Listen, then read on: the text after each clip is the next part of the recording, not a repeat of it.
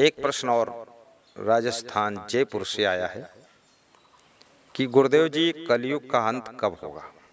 क्या कभी दोबारा सतयुग आएगा?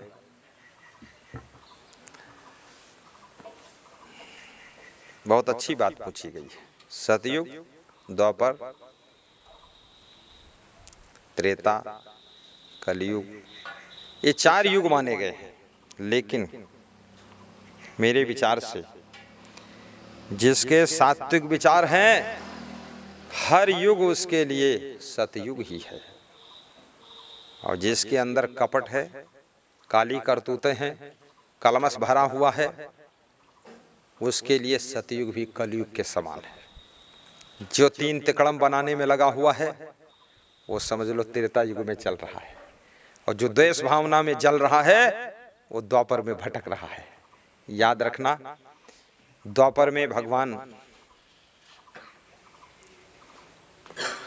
का अवतार हुआ था, त्रेता में भी भगवान का अवतार हुआ। त्रेता में राम का अवतार हुआ, द्वापर में कृष्ण का अवतार हुआ, कलयुग में कबीर का अवतार हुआ और विभिन्न महान पुरुषों का अवतार हुआ। स्वामी महावीर हुए, महात्मा बुद्ध हुए। मुझे तो ऐसा लगता है सतयुग में भी इतनी समझदारी नहीं थी जितनी इस कलयुग में समझदारी है। द्वापर और त्रेता में भी इतने समझदार लोग नहीं हुआ करते थे जितने समझदार लोग और जितने बुद्धिमान और होशियार और नई खोज करने वाले, अच्छी तरह से जिंदगी जीने वाले, नियम संयम कानून बना करके देश को उसका विकास करने वाले आज हैं। ऐसे तो न द्वापर में थे न त्रेता में थे। क्योंकि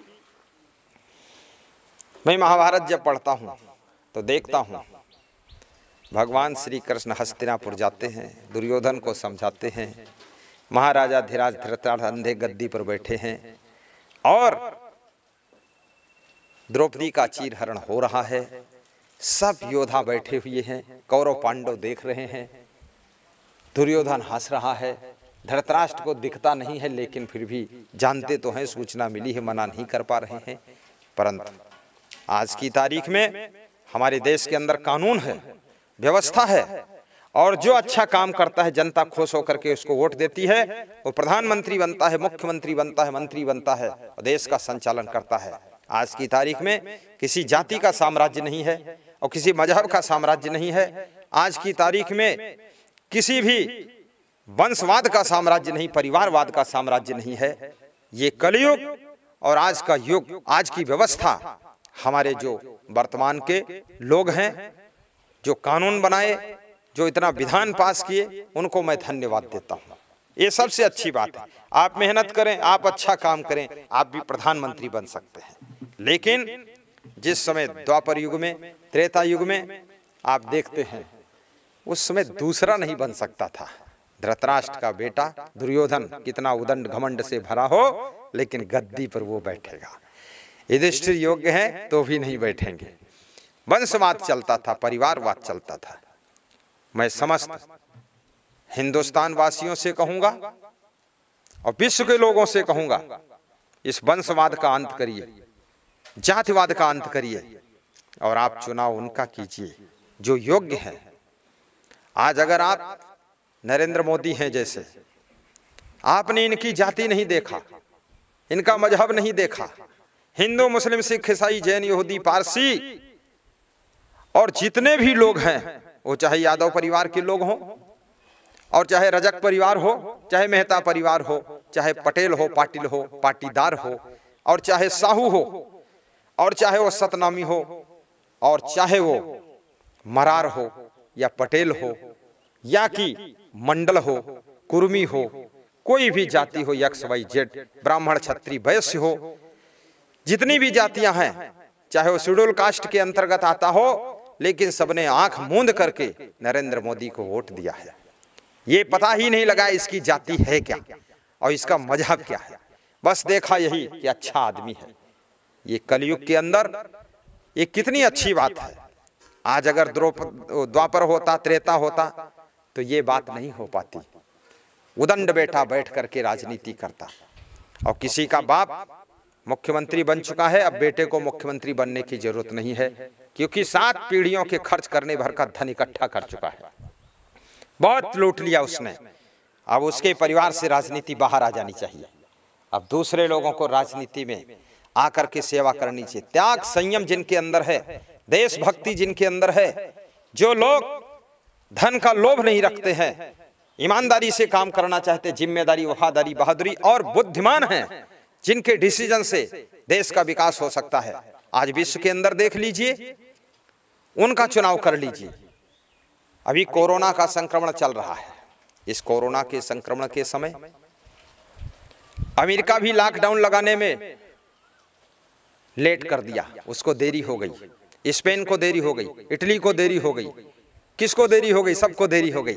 लेकिन आपके देश का प्रधानमंत्री नरेंद्र मोदी, उसने टाइम पर लॉकडाउन लगा दिया। लॉकडाउन में घर में बैठने में लोगों को तकलीफ थोड़ी सी लगती है, लेकिन मरने से जीना तो अच्छा है। 1 महीने काम नहीं करोगे पर जिंदा तो रहोगे। और लॉकडाउन ना लगाता तो हमारे देश के अंदर इतनी गंदगी भी है।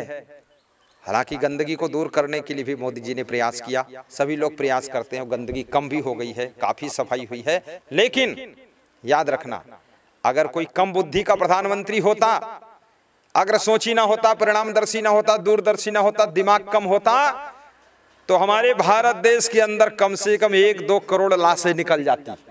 ट्रैक्टरों से ढोनी पड़ती लाशें, जेसीबी से गड्ढा खोद कर जिंदा उसी में ढकेल के डाल देते। इलाज करने के लिए इनके पास बेड भी नहीं मिलते।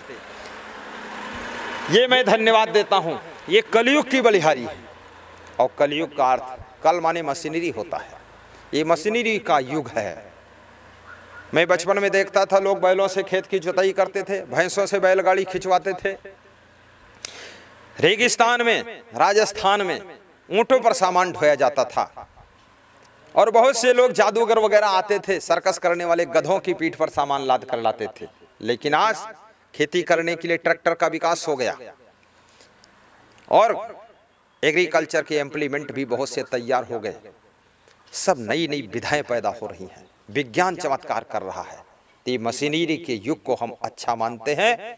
सतयुग, इसी को हम बनाएंगे। सदाचारी बनो तो सतयुग बन जाएगा, सात्विक बनो तो सतयुग बन जाएगा, और सद्गुण धारण करो तो सतयुग का अवतार हो जाएगा। और याद रखना, जितना तुम कर्म खोटे करोगे वो कलयुग, कलेश करो वही कलयुग है। और यदि अच्छे विचार से जियो तो आपके लिए सतयुग है। और द्वापर, कृष्ण की भक्ति में लीन हो जाओ, तुम्हारे लिए द्वापर है। राम की भक्ति में लीन हो जाओ, तुम्हारे लिए त्रेता है। और कबीर की भक्ति में लीन हो जाओ तो तुम्हारे लिए कलयुग भी सतयुग से कम नहीं है। इसलिए आप इस कलयुग के सतयुग बनाइए, कोई चिंता मत करिए, सतयुग का इंतजार मत